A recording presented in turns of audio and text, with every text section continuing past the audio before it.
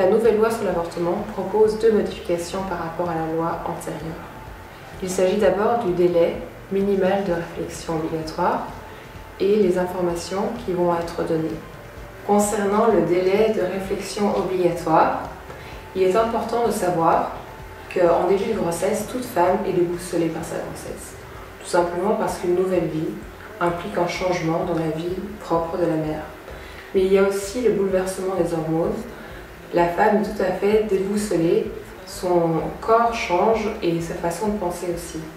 Il est donc normal qu'en début de grossesse, pour peu qu'elle ait des difficultés d'un ordre ou d'un autre, se trouve désemparée et ne sache que faire. Elle va donc trouver son médecin qui lui propose alors que 48 heures de réflexion. Or, elle peut avoir des pressions extérieures, mais aussi intérieures. Elle peut ne pas savoir ce qu'elle est en train de faire. Et il est important justement que le médecin l'aide, lui donne les informations vraies et correctes sur ce qu'est un avortement. Un avortement n'est pas quelque chose d'anodin. Il s'agit de la vie ou de la mort d'un bébé, en l'occurrence de la mort, de sa mort, si la mère choisit l'avortement. La deuxième modification de la loi concerne les aides dont le médecin ne doit plus parler de façon obligatoire. Il s'agit d'informations sur les aides que peut recevoir la femme enceinte, sur l'adoption dont pourrait bénéficier l'enfant ou sur la contraception.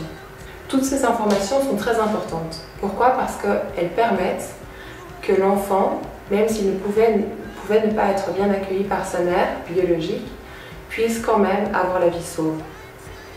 C'est pourquoi nous demandons et insistons pour que le législateur ait conscience de sa responsabilité face à la vie de l'enfant, qu'il prenne ça en considération, qu'il sache qu'il a la responsabilité de la vie ou de la mort de cet enfant. Mais nous aussi, nous avons tous une responsabilité et un devoir.